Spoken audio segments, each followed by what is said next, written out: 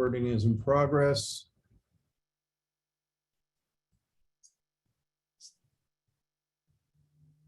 The stream is live. You can begin. Okay, I'll call this meeting to order. Attendance roll call. Sure.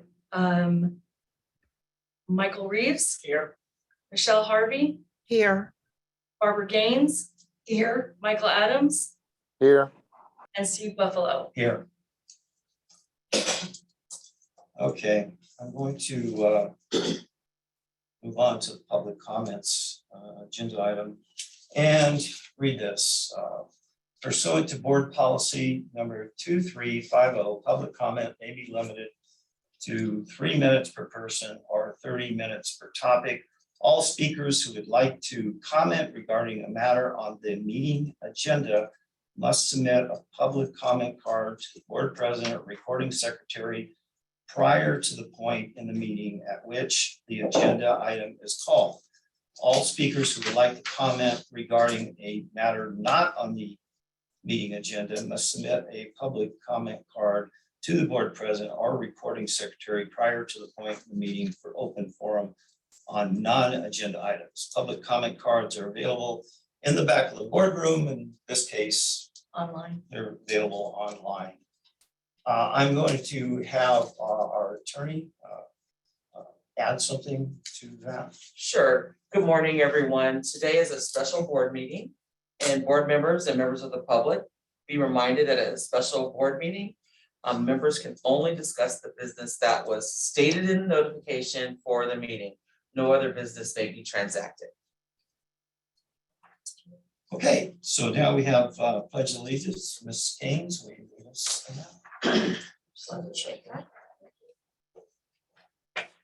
Ready, begin. I pledge allegiance to the flag of the United States of America and to the republic for which it stands, one nation, under God, indivisible, with liberty and justice for all. Thank you. Now we'll move on to the next phase, which is the 5.1 approval of resolution number 21-22/10, continuing Board of Trustees authority to hold virtual meetings pursuant to Assembly Bill 361. Okay. Do we have a motion on that? Not yet. We- We need a motion. So move. Is there a second? Second. Okay. We have, I believe, Aurora Bird would like to speak to this item. She in? I'm admitting her now.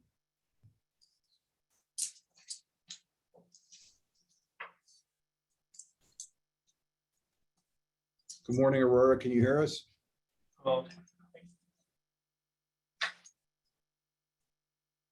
Yeah, I can. Okay, we are at your first agenda item, 5.1. 5.1. Thank you. You can hear me? Yes. Okay. So I am disappointed, and I guess I find it a little hypocritical that the board wants to extend its ability to hold meetings via Zoom while faculty, staff, and students are set to be packed into the classroom on Monday. I'm also a little confused as to why this item is on a special meeting versus being on the January 10th meeting. Why am I concerned about this? AVC doesn't seem able to keep up with its duty of care as far as contact tracing and exposure notification. I've received exactly 2 AB 685 notifications since November 30th. Both were received this morning, and at least one of them is for, well, they're both for over a week ago. Now, the backdrop to that is that the week ending January 7th had 22 positive cases on campus. The week ending January 14th had 68.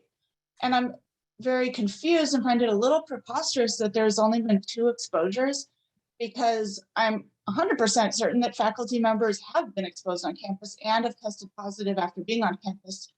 So, you know, I'm confused as to why the board is setting up to have online meetings when we're setting up to go back face to face. if there's so many cases and exposure notifications, or it's so onerous that we're only finding out about stuff, 14 days later, which is too late to be really useful for contact tracing, or helping people quarantine at appropriate times, then we really shouldn't be back in the classroom on Monday. And for that matter, I'm scheduled to have a meeting in the boardroom on Wednesday morning face-to-face. And so I'm confused as to why all these meetings are going to be in person if the board meetings themselves get to stay online. Conversely, if the situation has improved to the point that we can have regular face-to-face classes, the board should feel very comfortable having a face-to-face meeting in future. So I'm confused about this agenda item. Thank you. Okay. We have a motion, we have a second.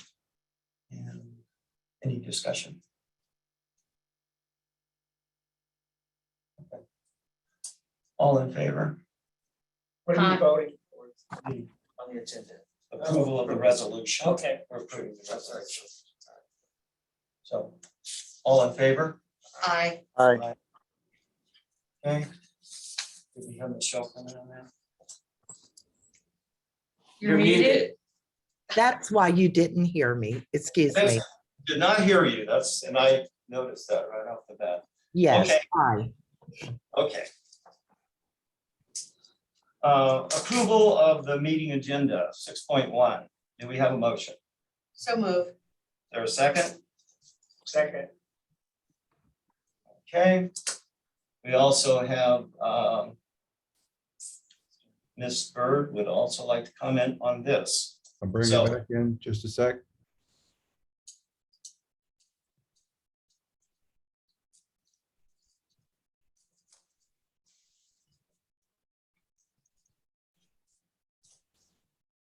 Okay, Aurora, we are at agenda item 6.1. Okay, I'm back.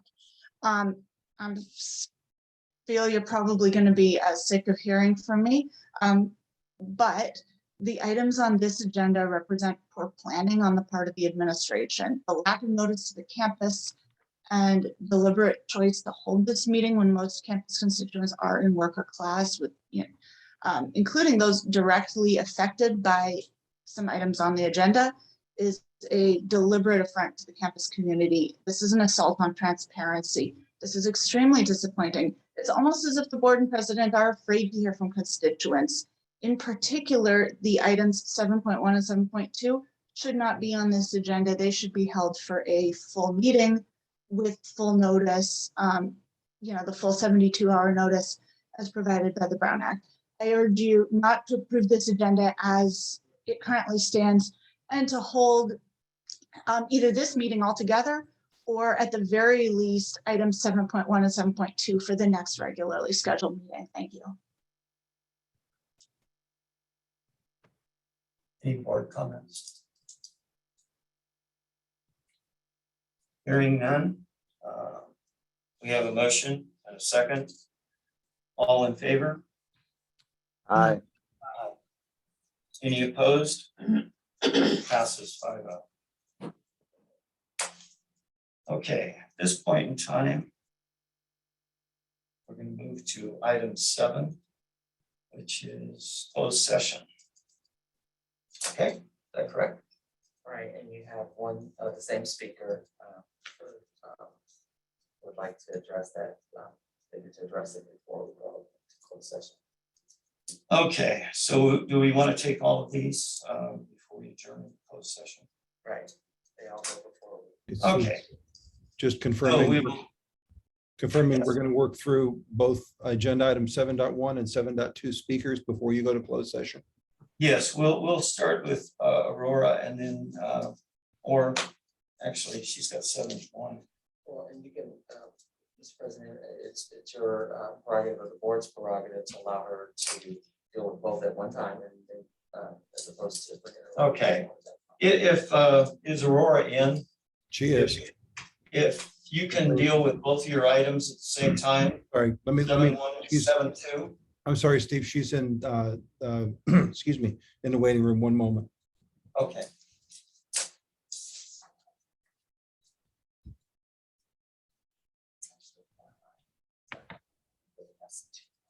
Strategy gets 1 to 3 minutes. Okay, we're at agenda item 7. So Aurora, can you go ahead and, since both of these items are the same, can you go ahead and address both of those at the same time? I can, yeah, sorry, I had the YouTube feed in my headphones because I know it's bad when there's feedback. Okay, so for 7.1, I had a look at a tentative budget for 2021-2022 presented several meetings ago. And I'm concerned about the increase in planned expenditures on consultants from 2020-21 to 21-22. And please forgive me if I'm reading it wrong, but it looks like I noted on that packet, section 4, page 5, it noted a doubling of expenditures on consultants from about 1.3 million during 2021 to about 2.6 million for 21-22. Combining this with the current emphasis on interim administrators is concerning. Interim hires made without an open call for applicants, and consultants hired without a publicly advertised hiring process or bid process, as described in AP 7120, contribute to the feeling that many faculty have of lack of transparency within the administration related to hiring, and lack of opportunity. AP 7100 and AP 3420 cover commitment to diversity and equal employment opportunity. Appointing someone, an interim with no hiring process, makes a mockery of the college's own procedures. Without a hiring process, I don't believe there is any way to be certain that all current employees with interest in the position had a chance to apply. And how are you certain that you selected the best possible candidate without a hiring process? And I know these positions are only listed as interim, but these people that are selected for interim positions are given a lucky break. It's the experience you need to get experience, right? That we're all aware of. When you're trying to get a job, you're asked what experience you have. And, you know, if you happen to have matching experience in the position you'd like to end up in, that's kind of what you really want. And so this is sort of a lucky break when people get interim positions without a hire process. Now, given comments by some members of the board at the last meeting, I can see why the college doesn't really have a commitment to diversity and doesn't seem that interested in equal employment opportunity at this time. However, I feel like I need to say these comments anyway. And so I would urge the board to actually have a call for applications and a full search process for both positions. Now, moving to 7.2, everything I just said is still valid. But additionally, for the 7.2, the current union contract contains numerous references to academic affairs and student services and the VPs of those positions. The change in organizational structure to an interim executive VP of educational services is a unilateral change to our working conditions and will lead to a demand to bargain from the Federation. In this case, the position of interim executive VP. Aurora, can you kind of close? Your time is just hit. Okay, so that's why I submitted for 7.1 and 7.2. So this position doesn't even exist yet. And the proposed reorganization that creates the position has not yet even finished its first comment period as described in AP 3100. There's no description, there's no salary. You've heard an argument supporting the urgency of this hire. This is misleading. The VPs in those positions, Vines and Saber, were doing their jobs competently until President Knudsen took steps to terminate them, thereby creating an emergency requiring board action. You've also probably heard this will save money. Paying out those salaries is going to be a cost of approximately $250,000 for the next 6 months. It's unclear what the salary would be of an executive VP, but paying for the job to be done twice is a misuse of public funds. I highly encourage the president and the board not to approve any kind of hire right now for this non-existent position and to postpone implementing any portion of this flawed reorganization. But you have well past your minutes. I've passed 6 minutes. No, you don't get 6 minutes. It's one item. But that's why I submitted a comment card for 7.1 and 7.2. That's 2 items. Item 7 is. It's only item 7. It's agenda item 7. I'm sorry, I'm looking at an agenda that lists 7.1 and 7.2 separately. Please, I'm gonna give you a short time here. Please wrap it up. Okay. Well, I urge you to postpone implementing any portion of this flawed reorganization, not just until the comment period has actually ended, but to hold these items until there is a new administration, a new president and superintendent at the college. Thank you. Okay, thank you. We're gonna move on to the other speakers. I want to note that Tamara Palmetto de Spain did send us an email, and we have that. Moving on to items, and we'll run through them. Karina Giorgio. Ms. Giorgio is not currently in the waiting room. Oh, no, she's not. Richard Flashman. Richard Fleischman is, I'm admitting him now.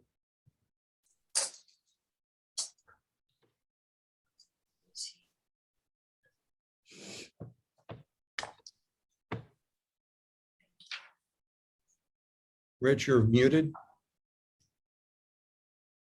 Muted. There Good you go. morning. I usually look forward to the spring because my classes all start at 10:30.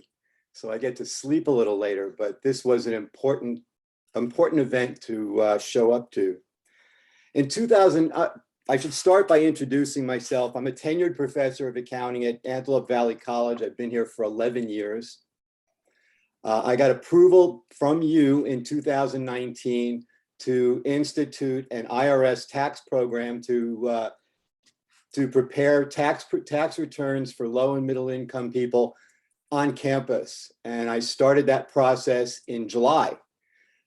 Unfortunately, on Saturday, I had to tell my team of 20 volunteer students that we weren't going to go forward because COVID was just too much of a challenge for us.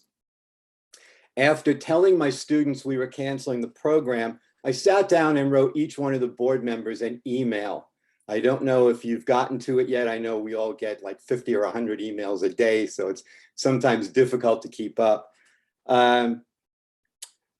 But the email describes the process I went through since July to use or to ask different administrative departments to help me in the process of getting the program up and running and getting the advertising and that sort of thing. I'm not going to read the whole email again, but I'm going to read for you the last 2 paragraphs of that email that I sent to you. The issues I am describing are called in business parlance silos. This is a situation where departments in a business consider themselves separate from the rest of the company and go out of their way to stick to their defined roles. Typically, they do this out of fear of reprisal from their supervisors if they do something out of code. Business processes in this environment suffer because there is no teamwork. Efficiency dictates that I consider the person to whom I'm handing off work products so that there's a seamless integration in the process. The recent proposed administrative reorganization will do nothing to resolve this problem, ladies and gentlemen. It is not a function of titles or layers of management. It If I could is just more hold you, Richard, just for a Yeah. second. The reorg is not on the agenda. That's why I had Bridget explain that. Actually, the reorg is on the agenda because you're going into closed session to hire people for whom there are no It's positions. not part of the reorg, Mr. Flash. Those titles are part of the reorg, are they not? I'm asking the attorney. Are the titles for the people for whom you're hiring in the closed session part of the reorg or not?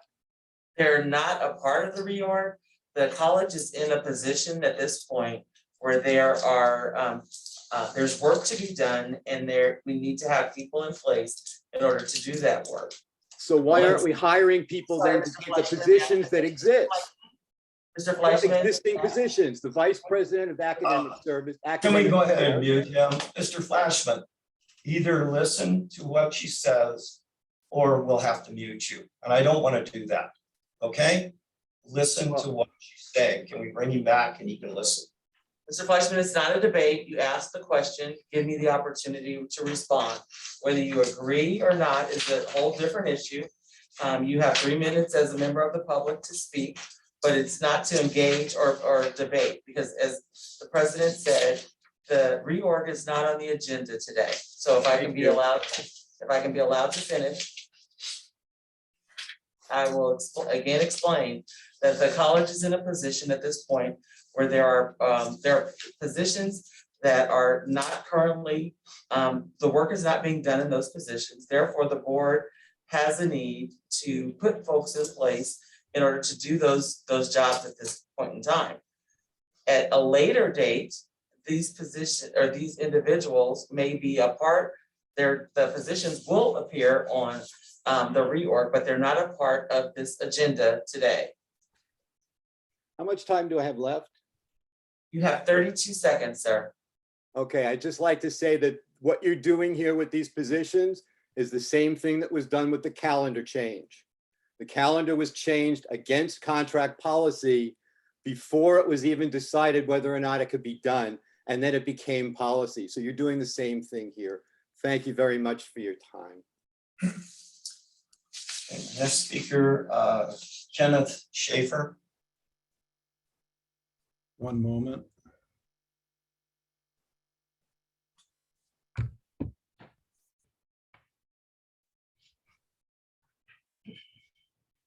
Okay, Ken, you're live. Can you hear us?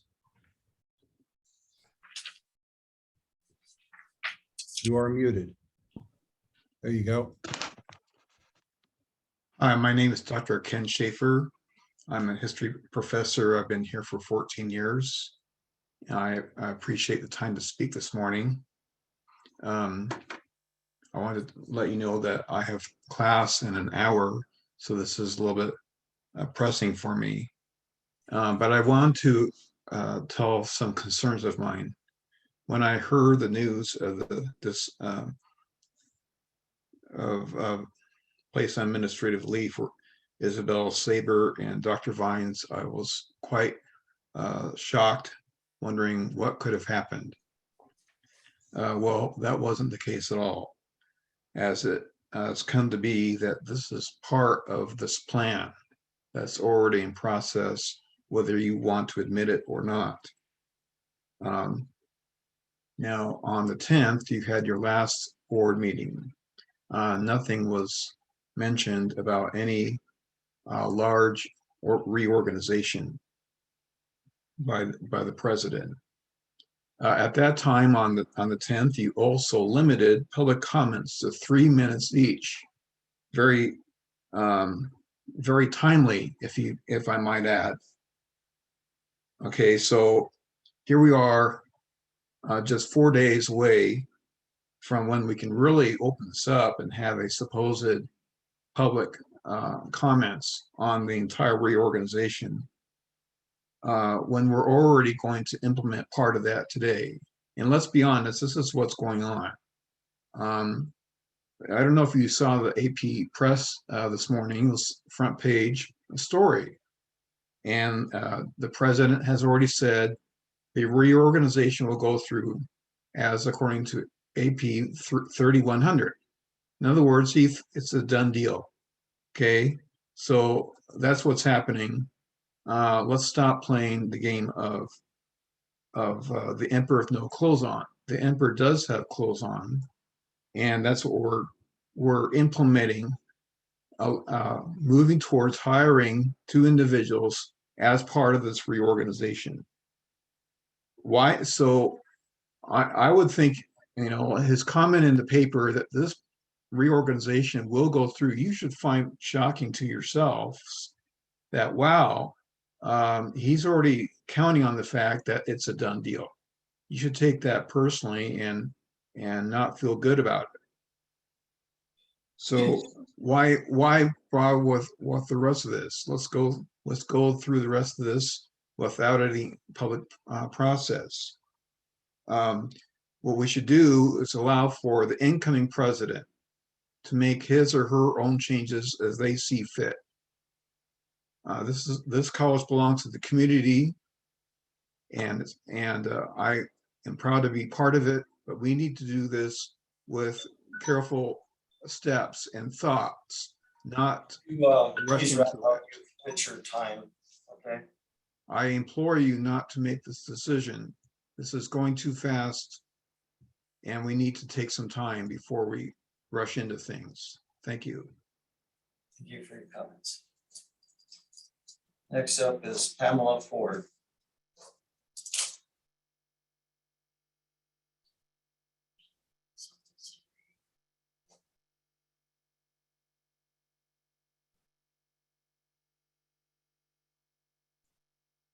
Do we have Pamela? She's on, but she's. Go ahead, muted. Pam, you're on. You're muted.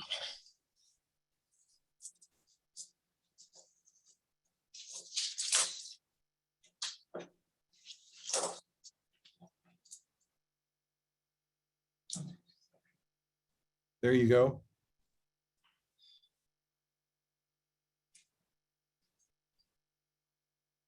Muted herself again. There she goes. She's not coming across. There she is. Okay, Pam, Yes, there you are. can you hear me? Yes. Oh, okay. Good morning. I'm Pamela Ford, Classified Union President.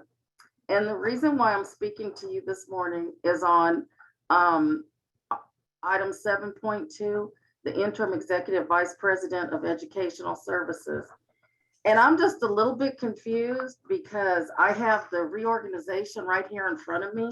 And on page 3, under rationale for reorganization, it states that the position of interim executive vice president is to facilitate the complete integration of academic affairs and student services in the immediate, to address needs left by the departures of the vice presidents of academic affairs and student services. My confusion is I'm listening to the board meeting this morning and it keeps being repeated by the board president that this is not a part of the reorganization, and yet here it is. So I also have a question for you. Could you clarify why this is being presented to the Board of Trustees when the process has not been completed as stipulated in AP 3100? And that allows for constituent groups in the campus to have an opportunity to give their input. And that's not going to happen until the 26th, which is next Wednesday, when we have our college coordinating council meeting and we bring together all of our constituent group comments and concerns. So I'm wondering, has the board given up on its own policies and procedures, or has the board decided that you have the license to violate your policies and procedures? This whole process lacks transparency, and it's a travesty for our campus. Never before have I ever seen such blatant disrespect for policies and procedures here at Antelope Valley College. I am a proud citizen of this community, and I am just appalled at the fact that you would take this type of action based on the words of one person. Since 2014, our policies and procedures have been eroding. And it's time for you as a board to take responsibility and uphold our policies and procedures instead of changing them or to violate them to suit your own needs. Thank you. Great comments. Next up is Kathy Osborne.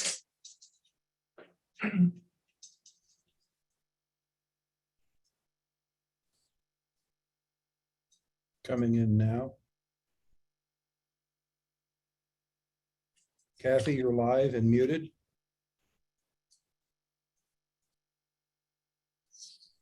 Okay, do you have feedback from me? Nope, you're good. Okay. Sorry, it's early. I'm one of the night crew.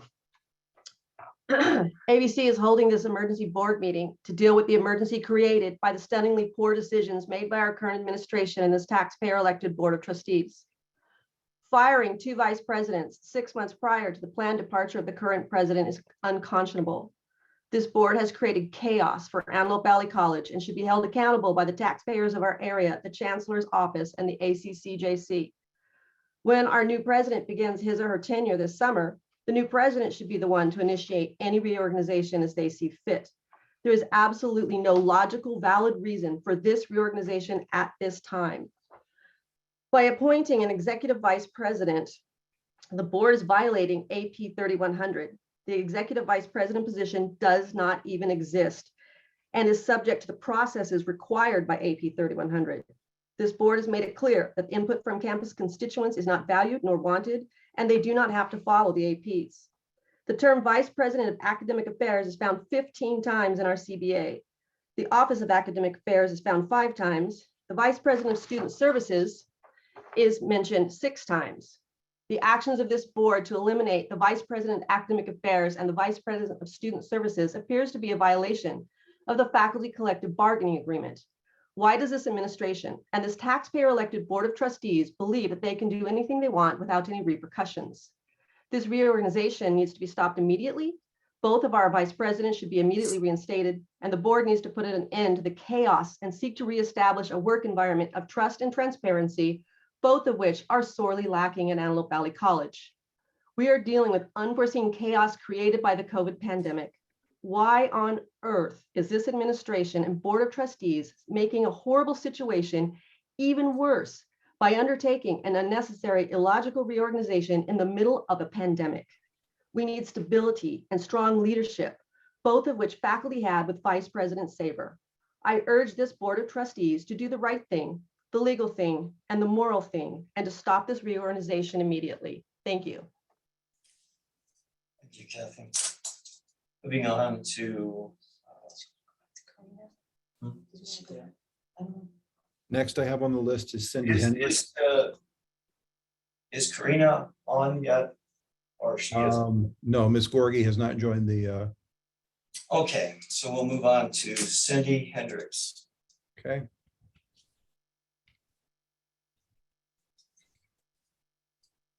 Cindy, you're live and muted.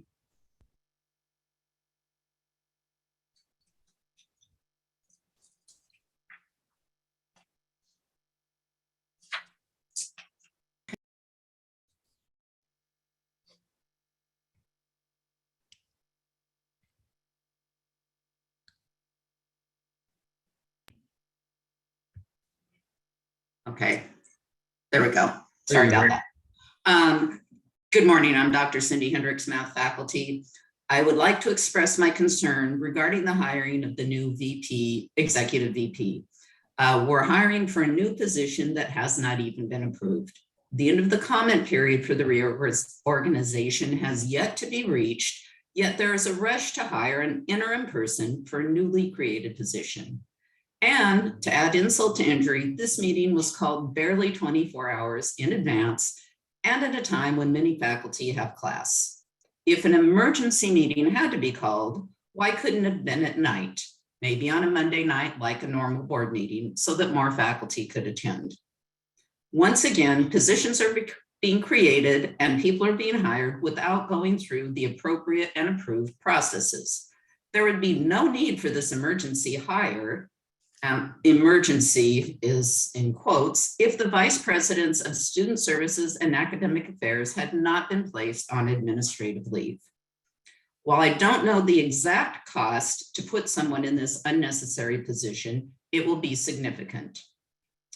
This is extremely frustrating since it has been a fight to get even $150,000 to pay adjuncts for office hours, yet we can pay 2 people who by all accounts have done nothing wrong and were doing their job effectively. So we're paying them to not work and we're paying a new person to do the job of these 2. It was said earlier that there's work to be done and no one to do it.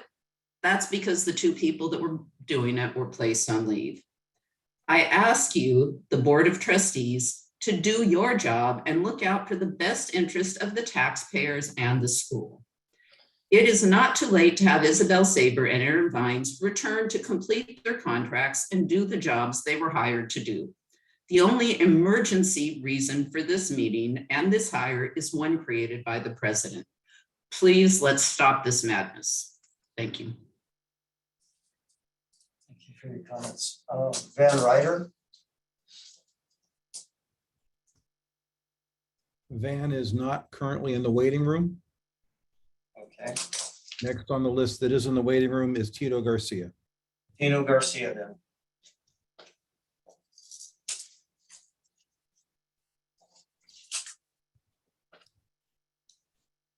Tino, you're live and muted.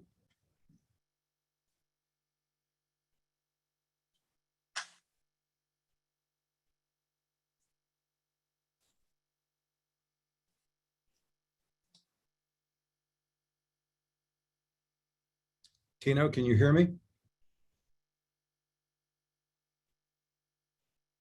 You need to unmute your mic. There you go. Good morning, board and ABC community, and thank you for your time. I'm a tenured English faculty since 2015. I want to echo some of the confusion of the other speakers about how the proposed executive vice president position is somehow not supposed to be connected to the reorg. One impact of establishing an interim executive VP is that it cements the firing of the two prior VPs whose positions, goals, and strengths were already oriented towards the vision for success of the California community colleges and who had proven track records. Is an executive VP going to have the time and sense of calling like Dr. Vines to be a leader of an organization like AMAND, the African American Male Educational Network and Development Organization, to mentor faculty like myself and others who mentor some of our most disadvantaged students, to actually attend student equity retreats and functions, to attend AVID conferences, as well as engaging in the academic side of campus. And then on top of that, do the innumerable things that VP Saber was able to manage with instructional services during this chaotic pandemic. If the response is that the new dean positions are created to help with integrated instructional and wraparound services, why not keep the two VPs and add on those other positions? Other colleges have adopted and then gone away from the executive vice president due to their large size, which is similar to ours. While I understand that HR matters need to be confidential, this means that we have a lack of knowledge of whether there were disciplinary or non-disciplinary basis for the firings of the VPs, and it creates a convenient lack of oversight over their firings. This is a power structure we should question, and we should question how the reorg reinforces a top-down power structure and affects our ability to reduce equity gaps and ensure student success, which is the ostensible aim of the reorg. So how can we trust that it's for the best? As others have said, there's a lack of trust behind prior reorgs and other decisions made by our president at this college, including a lack of stability at the VP of Academic Affairs position. A recent dissertation concludes that one major reason for leadership turnover at a California community college is an unhealthy environment created by a lack of, quote, open and transparent communication between faculty and leaders, end quote. As faculty, we are open and transparent in these meetings about what we think is best and the impact of our actions. I agree with others. We need more dialogue with leaders and time to reevaluate the firings of the VPs and to assess the impacts of the reorg on various constituencies of our college, as well as on our board policies. The dissertation goes on to recommend for a healthier and more productive and stable community college. Wrap it up. You've passed your time. Please wrap it up. If you could. Okay. I just hope we can pause to more fully and openly consider not only our good intentions, but also the impacts of the reorg and this newly created position before moving forward. Thank you for your time. Thank you. Thank you. Is Janae up? Van has joined the waiting room. You want to go to Van first or to? Yes, let's go ahead. We'll go to Van. Okay.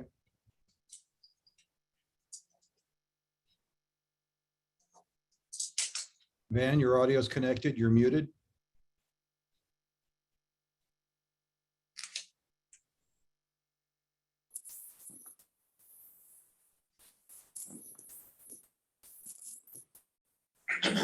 Oh, You're no, I don't think You're so.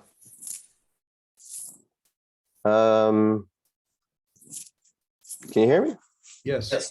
Good morning, ladies and gentlemen. I apologize for the late entry. I was looking for the passcode, so I apologize. I'd like to echo the concerns that have been brought up. My comment again on agenda item 7.2. I urge the Board of Trustees to delay any appointment and hiring of interim executive vice president of educational services this time. Presently, the open comment period for the proposed reorganization, which includes the new position announced on January 10th, 2022, has not concluded. This open comment period is a critical step in providing an opportunity for the campus community to voice concerns, ask questions, review the proposal, weigh the merits of the proposal, and as AP 3100 notes, quote, evaluate any adverse impact that might arise from the proposed change. Additionally, a preemptive appointment is mistimed, as the proposed reorganization has yet to be approved or formalized by the board. Due to the critical nature of this agenda item and the wide-reaching impact of the proposed reorganization, I urge the board to allow for the campus voice to be heard and considered, thoughtful dialogue to occur, and for the completion of the process outlined in AP 3100 before any appointment be made. Thank you. Thank you, Ben. Is Jenny in? Next on the list is Johnette. Got it. Okay. Bringing her in now.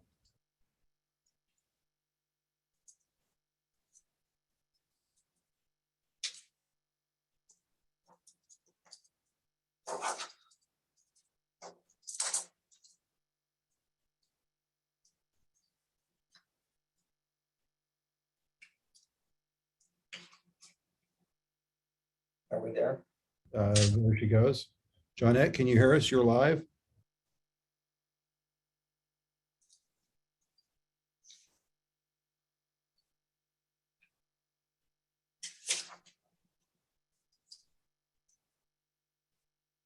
Trying to connect audio. There it is. Johnette, can you hear us? You're live.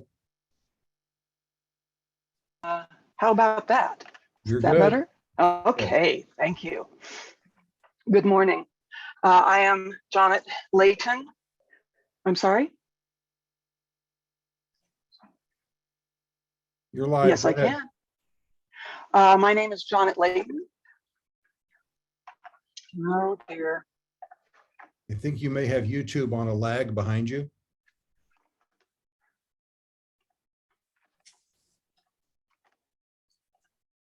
Okay. Maybe this is better? Go ahead. Okay. Sorry for the technical difficulties. My name is Janet Layton, and it's my understanding that one purpose of this meeting is to appoint an interim VP of Human Resources and an interim VP of Educational Services. These positions are part of the proposed reorganization that has been rushed out at the start of an already chaotic semester, and something the faculty, staff, and students of AVC have not had time to fully comment on. It appears this is in direct violation of AP 3100 organizational structure. By filling a position like this, it gives a sense of permanence well before the timeline requiring input from constituents has passed. By allowing this appointment to take place, the board would be failing in its duty to make certain that AVC policies are being followed. In addition, I would like to say that I'm in agreement with all of the comments presented, particularly by Kathy Osborne and Aurora Bird, and find it appalling that Professor Bird was cut short on her comments. Thank you. Thank you. Crystal Ellis.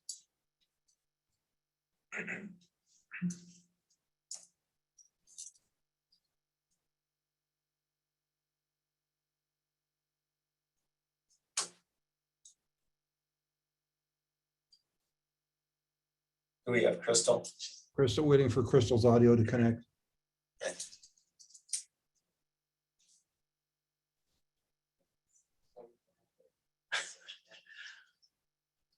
Okay, Crystal, can you hear us? You're live. Good morning. Can everyone hear me? Yes. Good morning. Okay, great. Crystal, please mute the YouTube feed behind you. Okay, can you hear me? Yes.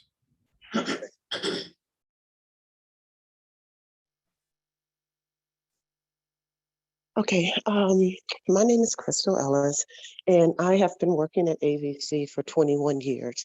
I didn't realize that was on. Just a minute.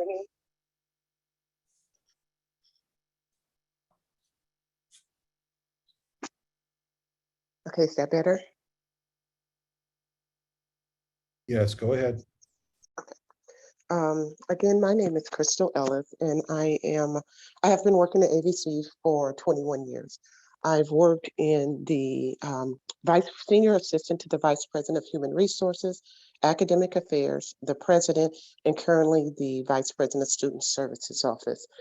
I've never spoken before the board. I've never come before you with any concerns or comments due to my position and being privy to a lot of confidential information.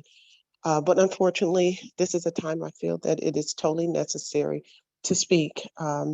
With us bringing on an executive VP, it's a little concerning for me.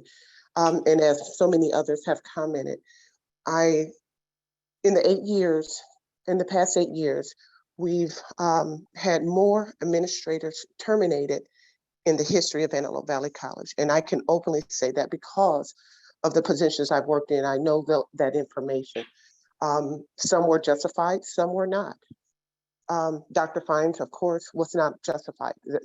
He was doing an excellent job in his position, and we chose to put him on administrative leave.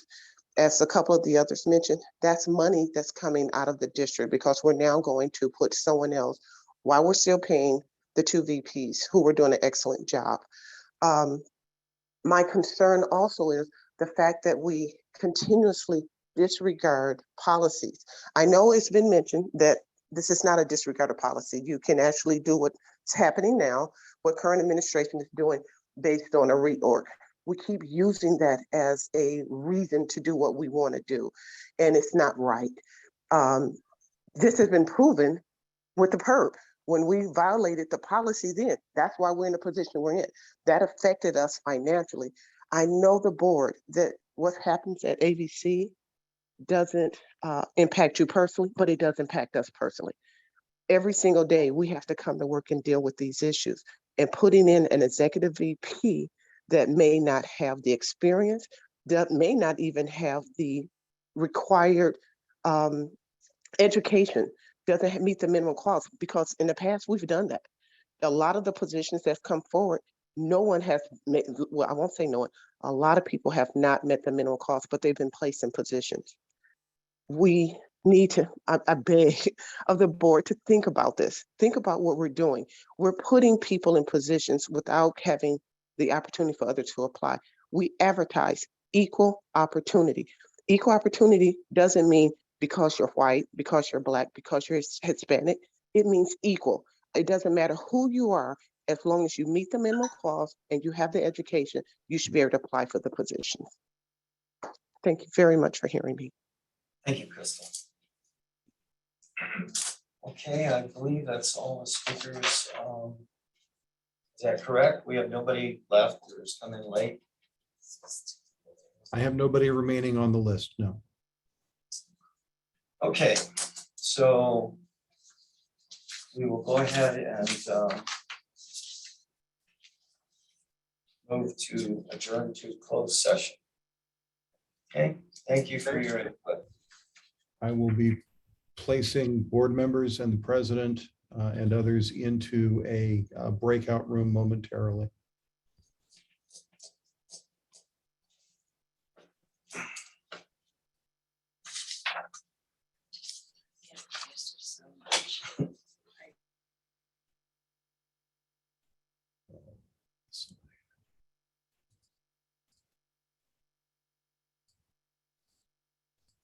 Okay, here you go.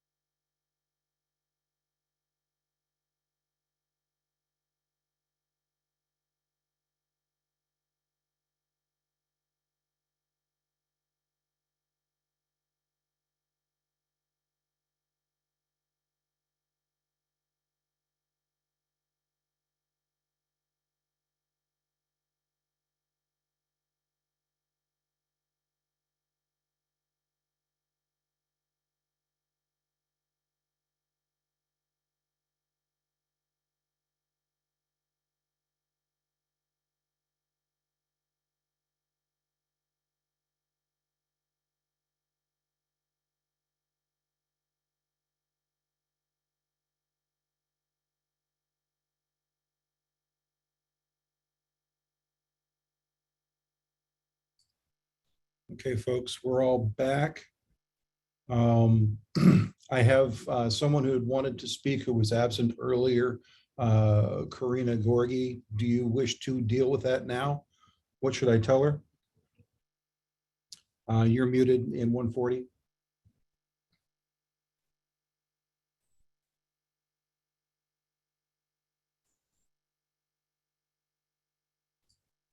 I'll unmute you.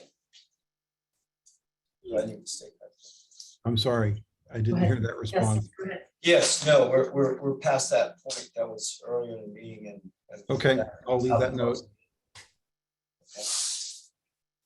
Okay, then we are live. You may continue. Okay, we will reconvene to public session. We have item 9.1, report of closed session items. 7.1, which was the public employment interim vice president, human resources, government code 54957 on a motion by Ms. Gaines and a second by Mr. Reeves. And on a 4-1 vote, the board approved the employment contract for interim vice president, human resources. Steve Buffalo, Barbara Gaines, Michelle Harvey, and Michael Adams voted yes. Mr. Reeves voted no on that. Item 7.2, no action was taken. So we are basically done with this session. And the next meeting will be February 14th, 2022, and this meeting is adjourned. Thank you. Okay, the live stream has stopped.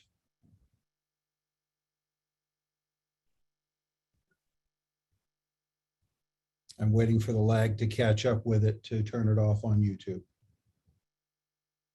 So we can read the meeting? Yes. Bridget and Patty, I will be in touch with you soon. Sure.